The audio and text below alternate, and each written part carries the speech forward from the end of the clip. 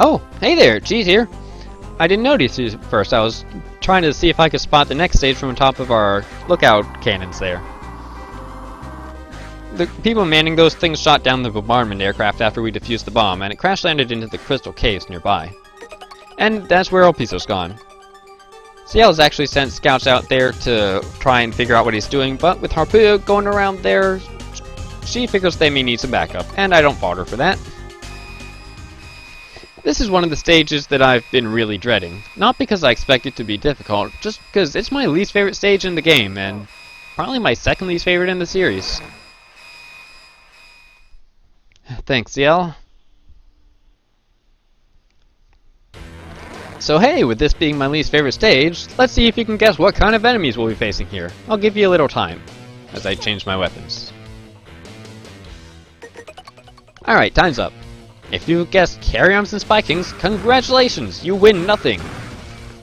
If you guessed something other than Carry-Arms and Spikings, stick around because we'll have more chances to win coming up. Yeah, they don't stop there, though for now there'll be plenty of Spikings around to keep us content. They like sending them down hills after you here too. And now we have a spike drop. Another reason I hate this stage is full of stuff that will make you be incredibly patient on your first time through.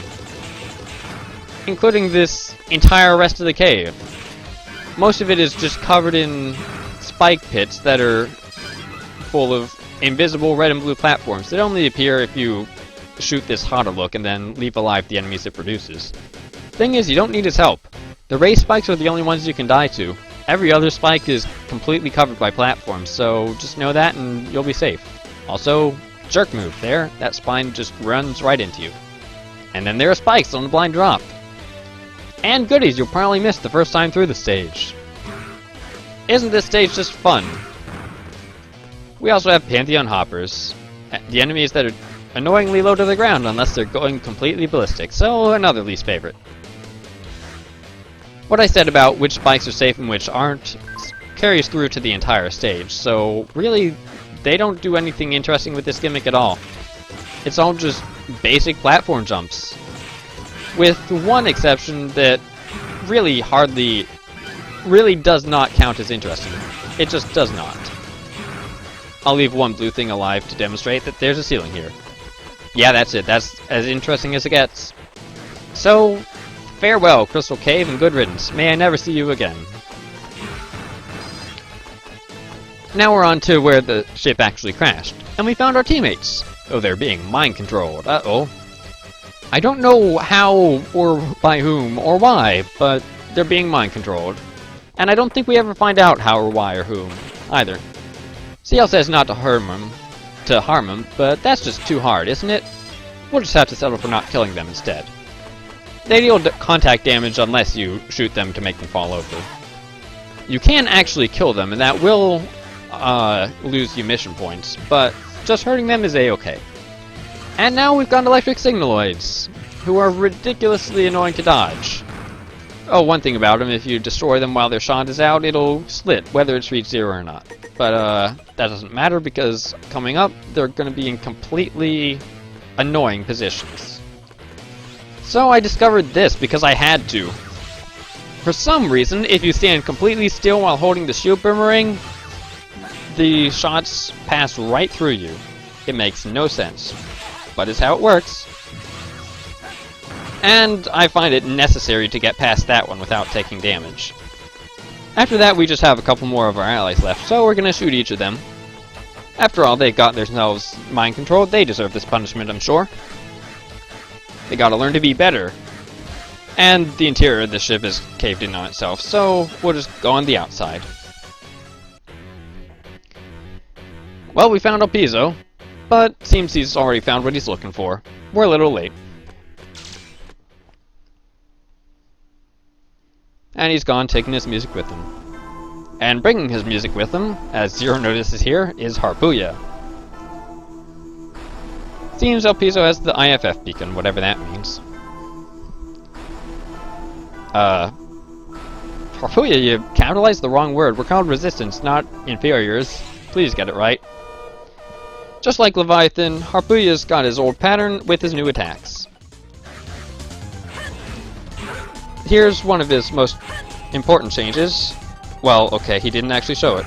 But when he does that, he can use a different way of going back up, either before or after his triple shot. He rushes over towards you and then uppercuts. It's cool. He also calls down lightning while he's in the air sometimes. And I still don't like him being in the middle of the room, because I like having good room to dodge everything. There we go. Yeah, he can just do that right away. At half health, he uses the X attack. The supersonic boom. He's got to be in the air first, though. Dodge on the sides, then back and forth. Does a ton of damage. It's really only hard to dodge after the first one. Whoa! That was almost dangerous. You can either back away from that or jump over him. I don't know which I'd recommend. Just do whichever feels right. I believe when he calls down... Oh, he does that some more. Okay. Yeah, that's always a close shave at first. Whoop, no. No Inazuma drop, please. I pronounced that completely wrong, but it's fine. And one more hit. There we go. Yeah, when he swoops down without trying to do anything else, he'll try and do that two-story pile driver on you. It's cool.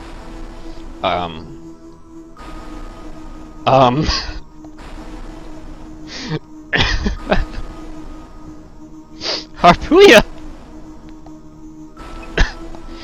So, okay, never really knew that Harpuia was so bad with words. Isn't he the leader of a nation right now? He's got to learn how to express himself better than this. He sounds like a loony. Yeah, Zero doesn't know how to react to that. I know what he's trying to say, but come on, man. Pull yourself together. Well, full mission points anyway, and 0 damage. And we've got a ZX skill. We've got the Kogenjin. I don't know.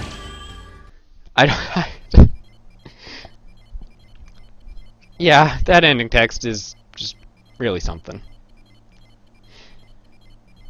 Well, whatever. We had a fun encounter with Harpuia, I guess. That's what really matters. And we've learned about the IFF beacon. It's one of those things that determines friend or foe for radar stuff. So, if you need... Yeah, so like even if you got an enemy ship without one of those, you'd be identified as an invader. Which makes it kind of clear what El Piso's final part of his plan is. So we'll see if we can deal with that next time. But before that, we've got extras and outtakes to deal with. See you in a moment.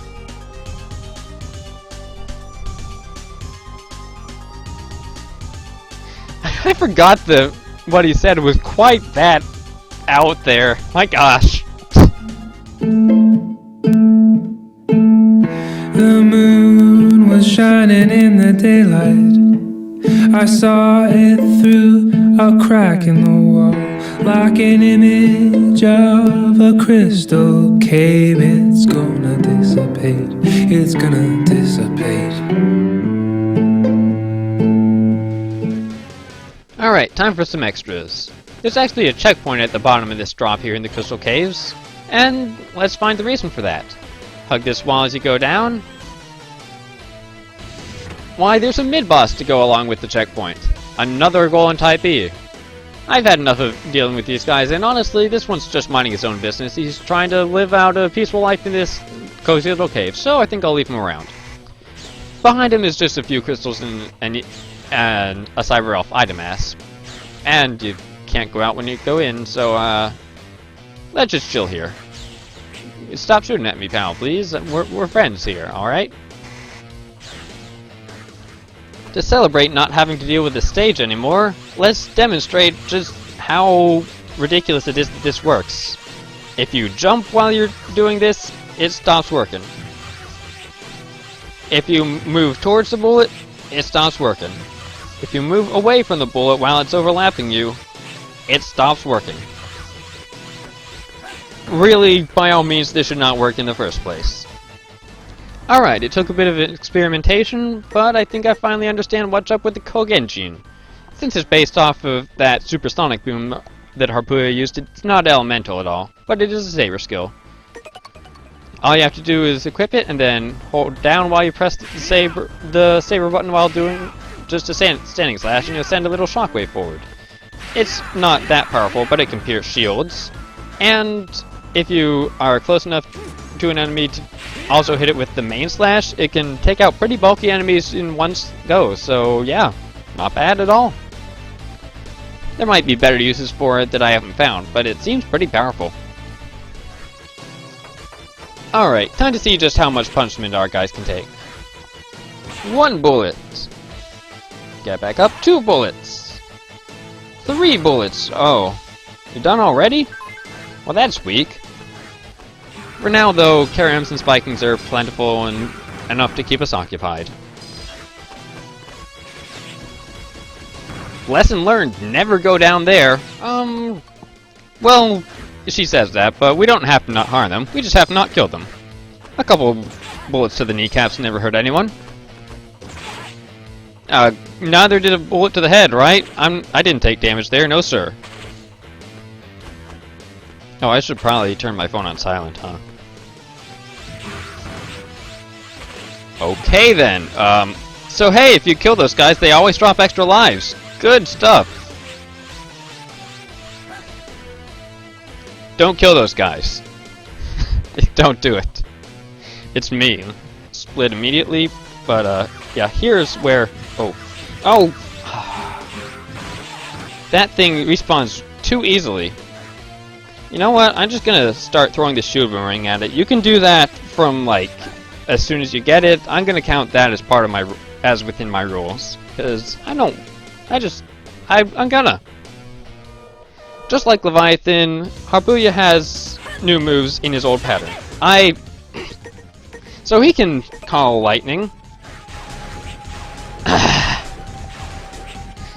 I'm angry that I have to do this stage again. Be careful, the lightning has a bit of a place on the ground, and that's just what I got hit by there. Blech. That was half over already? Wow.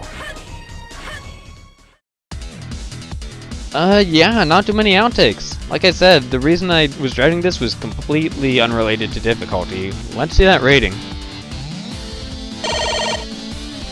This time around, Harpuia gets a 1 for effort, the poor guy. From the surprise carry arms and top gabules to the pattern with the spikes inside the cave, everything in the stage is just memorization. And learning what to do about a completely undodgeable bullet too, I guess, but hooray for arbitrary... What would you even call that? Glitch? Safe spot? Buggy? I don't know. What you're probably meant to do for that enemy is to use something that you've unlocked by now, like a charge shot or EX attack or an alternate form to just defeat that signaloid before its bullet can get you, but with all of that outside of my rules, I had to do something weird. But it's not hard to do at all, it's just weird that it works. Harpuia, well, his efforts, how should I put this? Well, his attacks are more varied now, and that means you have to pay more attention, but that makes it harder to glaze over and lose focus, and by extension harder to get hit by him. His new moves aren't even that difficult, so he just gets flattened, rolled up, and tossed aside like always. Except it's even easier now. Oh, poor guy, I just hope he's into it. Anyway, that just leaves the final main mission of 02. If you've been curious as to why I've been so darn worried about all these stages this whole time, well, you're finally in luck.